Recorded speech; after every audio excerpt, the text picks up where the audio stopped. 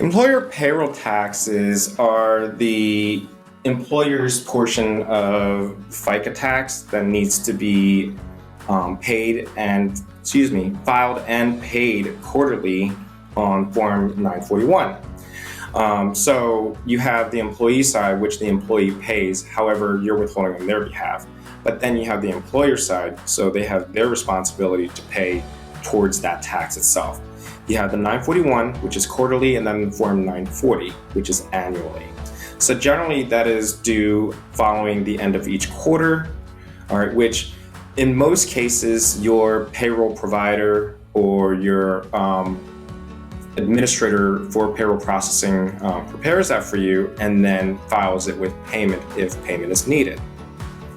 If you're not sure if your payroll provider or administrator is filing them for you, you may want to contact us so we can determine if that's the case.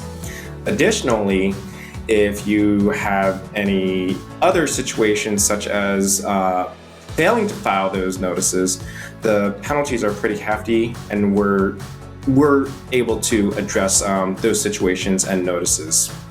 So be sure to like and subscribe to Tax Facts for upcoming news and tax tips.